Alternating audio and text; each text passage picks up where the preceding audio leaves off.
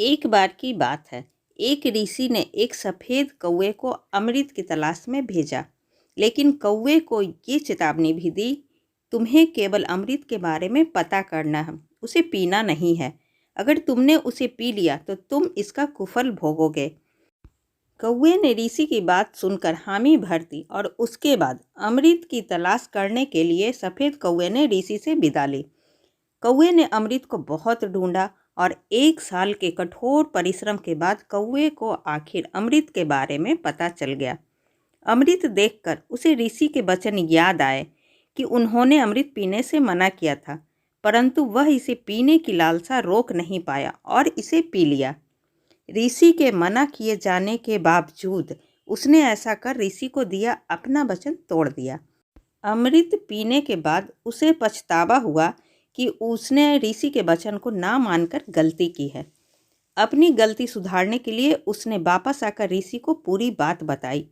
ऋषि ये सुनते ही आवेश में आ गए और उन्होंने कौवे को श्राप दे दिया और कहा, क्योंकि तुमने अपनी अपवित्र चोंच से अमृत की पवित्रता को नष्ट कर बहुत ही घृणित कार्य किया है, इसलिए आज के बाद पूरी मानव जाति तुमसे घृणा करेगी और सारे पक्षियों में केवल तुम होगे जो सबसे नफरत भरी नज़रों से देखे जाओगे।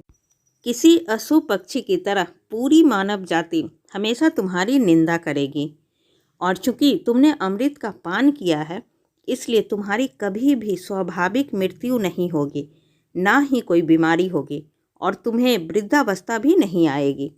भाद्रपद के महीने के 16 दिन तुम्हें पितरों का प्रतीक मानकर आदर दिया जाएगा। तुम्हारी मृत्यु आकस्मिक रूप से होगी। इतना कहकर ऋषि ने कौवे को अपने कमंडल के काले पानी में डुबो दिया। सफ़ेद कौवा काले रंग का बनकर उड़ गया। तभी से कौवे काले रंग के हो गए।